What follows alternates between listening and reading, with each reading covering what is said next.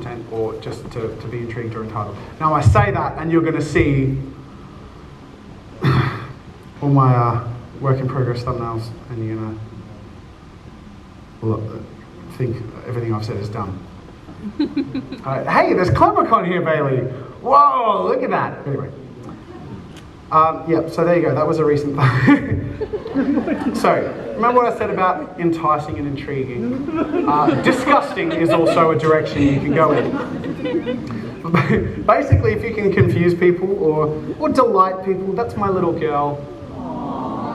Isn't that fun? Now, the funny thing is, I don't often, for my vlog channel, I don't actually take photos for my thumbnails. I capture a frame from the rendered video. So I find that works really well. This is Garrett's first day. I started vlogging when he was coming out of the toilet. That's a freeze frame. He was like, you didn't know I was doing this in that exact moment. I'm like, who is in my work? What are you doing here? He was like, oh, I guess this is my life now. Okay, but anyways, I like to basically, I'll go into video player on the phone and I'll play the rendered video and I'll scrub through and sometimes just sort of play, pause, and find the frame that I think is that looks cool or is the moment of the vlog that's like the highlight or something that I think communicates the theme, and I'll screenshot. Then I will take that screenshot into Lightroom. Now I did brush past all those apps that I had open in here, so I'm just going to talk through them very briefly because I won't have time to show you within all of them. The ones I will show you we'll go through in a sec, but Lightroom is like, you know, everyone's used Instagram and you know how you change all your color settings and stuff. Lightroom is basically that, but a bit more advanced, so you can get pretty intricate with stuff. So let's, I'm going to do one for you right now. You ready? So I'm going to go into my files, I'm going to go to my video file, not my export. I'm going to go to my camera, because it's my recent one with the crowd, wait. The one with me and the crowd behind me. There's going to be something in here. And I'm going to find, so I'm just scrolling through manually. Oh, that's an angry face. Oh, that's an angry face. Now, this is me being super picky, but I'm not actually looking in the camera lens. Now I am. That's a weird face. It's a great face. Now, there's something happening with this, so I'm just going to unplug this. Who said that's a great face? Thank you. You have a great face. My pleasure. That's not a great face, though. I know you're lying to me. Stop lying. How dare you lie? Okay. So this is... Oh, you can't see it. Right. I'm going to take a screenshot. Everyone knows how to take a screen capture on your phone? Yes. You can Google it. It'll tell you. I have an X phone. How do you take a screenshot? It'll tell you how. It's pretty straightforward. All right, there we go. We're back in here. So I'm going to go in Lightroom, add a photo. Look at that. I've got a screenshot because it prioritizes in recent additions. I'll grab that. Oh, that's a different thumbnail. Sorry. That's a pretty cool thumbnail, right? Yeah. We did like an optical illusion. He was standing up. Anyway. Okay, look at that. There we go. Now, that's pretty cool, right? That's not bad. And do you know what? This is going to be the thumbnail for the video. We're going to do it right now. Yeah, that's right. I hope no one's... It has a lens flare for clickbait. Oh, hell yeah! You think that's clickbait? We'll get there. I'm sure you might have seen a few big giant red arrows around the place. We're going to do one of those. That's right. Okay, so I've added my photo, and you can see I have a whole bunch of options here. Now, the first thing I do is crop and tweak the proportions. I'll just select that. Now, I have a Note 9, so it's a little wider than 16:9 ratio. So the first thing I do is select the ratio to be 16:9, and then I'll tweak it. And basically, see how when you move it around, you have that grid? Everyone see? You see that, right? Yep. Excuse me. Who knows what the rule of thirds is? Oh my God, you're already experts, but I use that a lot. It's really important. And for those of you who don't know what the rule of thirds is, just like a brief idea is wherever those middle lines converge into that central box, you want things to sort of frame around that. So I've got like the edge of my face and the bottom of my arm sort of hugging that box. It sort of wraps the eye around that image. If you have two things in an image, like two people side by side, you use that to sort of make sure that we've got symmetry. It's appealing to the eye, basically. The rule of thirds is you can roughly follow that rule to make something more appealing to the eye. And it's useful because if you're making thumbnails, you want something to be appealing to the eye. So there you go, I've cropped it out a little bit. I'm really sorry to just a couple of people over here. You were in the thumbnail, you're not anymore. So sorry. You can get your own thumbnail. So we did a vlog the other day. It's going to be awesome. You should check it out. Anyway. All right. So I've got my cropped image. The next thing I do is the color balance. So it's not too bad, but what I want to do is hit the sun here. I'm going to tweak I'll bring the exposure up a little bit. I want to go dramatic, right? So I'll bump it up and I'll bring up the contrast. Oh, it looks a little too hot there. I really feel my way through it, so I'll just move things around until I feel like we're getting there. And I'll go somewhere that feels all right, but then I'll dial it back a little bit, because the next thing I'll do is I'll go into my, I don't know whether I have it horizontal, but when I have it vertical, it has words. Effects. Is it effects? Yeah. So I'll move the texture up a little bit. What that does is it sort of boosts the contrast, adds a little bit of grain and sharpness between converging lines in your image. So that, see how that just makes it pop just a little bit? Clarity, texture and clarity I'll bring up just a little bit, and it just makes it a little chunkier. I like that. I heard the click of the photo when I was just like, it's good. Vignette. Oh, look at that. Oh, so dramatic. Anyway, let's go a little vignette. Let's go a little, we'll go into this color. See the little, it's like, it says color. I usually bring up the saturation or the vibrance 5 to 10%, because you want it to pop just a little bit, and often phones will desaturate or dull down a little bit. Look at that. Look at that. Oh my God. Look at that. I'll bring up the sharpening. I feel like that's pretty good. I'm going to render this, save it to device. Boom. I just keep it low resolution-ish. Like, it's still high resolution for a photo, but it's just a screenshot, so it's not going to look great. Now, often that's enough for a thumbnail if you have a cool shot. But sometimes you want to add like a poop emoji or like a big red arrow, right? I feel like I'll just hold that pose for a second longer. Do you want another?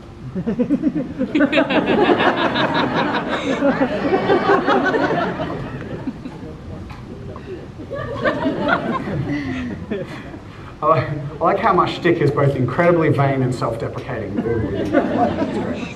All right, so if you want to start and go a little bit crazy, there are a few apps that I often use to layer things into and onto your thumbnail, just to add a bit more kick or a bit to shape people's attention when they see the thumbnail. One is called Background Eraser. This is just like one of those random free, like really simple apps. Load a photo, it'll play an ad at some point. But whatever, I'll just grab this. You crop it to where you want to erase things from. So I'll select that, and then you select your eraser and you go like that. You look at that, and we're erasing the background. And now the most important thing in the thumbnail is left.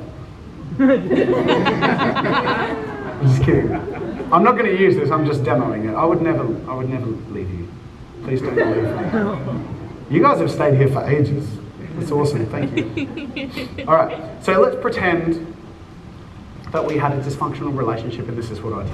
Right? So I've erased my background. Blam, blam, blam. I'm done. It's perfect. Nailed it. I can save that as a separate file. Now, the reason you might want to do this is, let's say you have two winning shots, right? Now, like let's say you did this big thing at a factory, and you have this great shot of the factory, and then either you took a photo or a screenshot in your video of you going, right?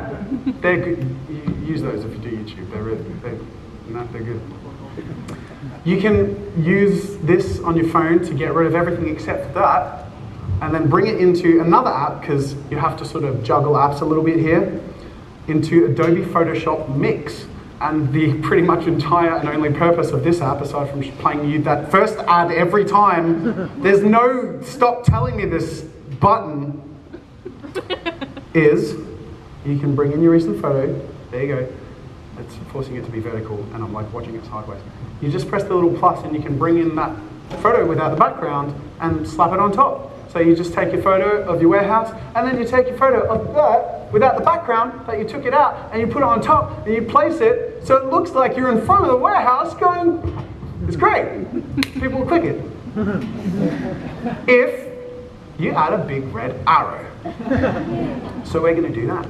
So there are a few ways we can do that. We can actually do it in that app, that Adobe Photoshop layer thing. But there's also this other thing that I find pretty useful called Fonto. I don't know if there's an equivalent on iPhone. I'm an Android user. Don't mean to brag. Now I've divided the audience. All right, so let's put, oh, that's my passport photo. See? I told you! But that wasn't even put on. That was actually a screenshot from the moment where I realized I forgot my passport. It's a true story. I don't want to go into it, but it's great. Look, just go watch it. Adobe Lightroom. Okay, so I bring that in. Again, this is another one of those really simple free apps that will just play ads or whatever. But you just hit the little arrow and you can be like, OMG! Is that what the kids say these days? Not anymore. All right, I can select my font, and this one actually has a bunch of cool different little, pretty cool. Let's go. What do you guys? You like a little bit of the dancing script, the droid sands maybe? Let's go. This one looks fun. Look at that. Oh, it's funky. Oh my god, it's so crazy. Right. So I'm going to bring up the size. Oh, wait, select it. Bring up the size. Most of these things are really self-explanatory, like you sort of learn by touching and doing. That sounds good. Tilt, rotate. There you go. Was that the remove him from the stage? All right, style. I can add a little bit of drop shadow, so I'll go in here. I'll go shadow. I'll bring up the alpha so it's more visible. I'll make the radius a little bit. It's just all the little things you learn just from doing. But there you go. Look at that! That is a thumbnail! I don't have a big red arrow on me right now, but that'll do. So I'm going to save that. And there's the ad. QuickBooks. Self-employed mileage, tracker and taxes. Danny DeVito? Really? I mean, if Danny DeVito uses it, then I actually use QuickBooks. So this is not sponsored, but taxes are really important. And while we're on the subject, all right, I think that about covers it. And we do have 10 minutes left. Thank you. He's got a card and everything. That's probably what the radio thing was. This guy isn't going to stop. Okay, so I've ruined all chance of us doing a group activity. I'm sorry. But maybe we can save the last, 30 seconds for people grab a little bit of footage of we can all do something together that we all film centrally, that we all participate in, that you could use for your content if you're making content. Maybe that's a fun thing to do.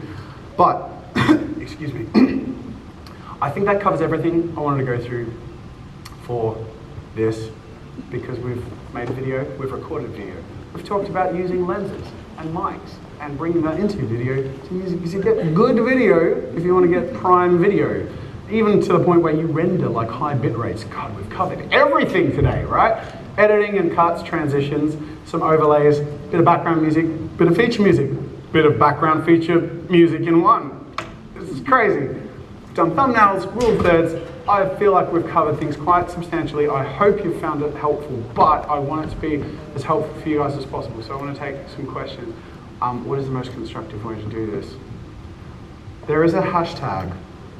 They gave it to me to use, but I'm going to invent one because I forgot it. So, I'm going to unplug my phone because I don't want you guys to see my secrets. I have many. Oh, but then you can't see the hashtag. Jazza help me. Hashtag Jazza help me. Okay? Hashtag, I'll bring this up so you can see it.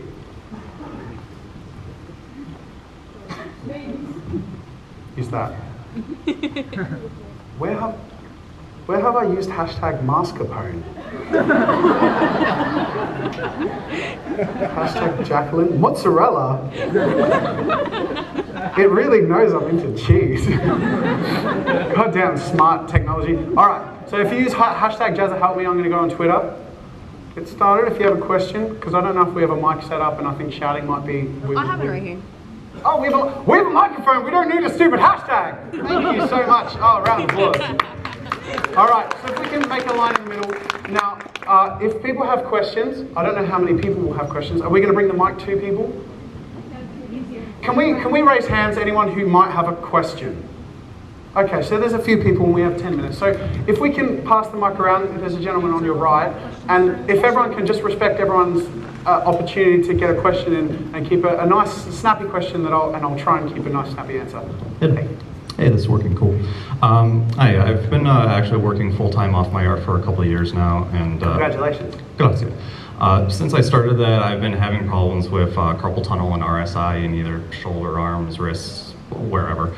And I've tried different things from icing to regular stretches to raising my workstation and all that. Do you have any advice or any tips for preventing that? I would if I were a medical professional. I wish I had something to share. The only thing I have to relate to that is when I was animating a video that was taking a long time. I was doing like 15, 20-hour animation sessions. I was getting really, really sore, like muscles in my arm, just from like the gripping and stuff. So the thing I did, I saw a massive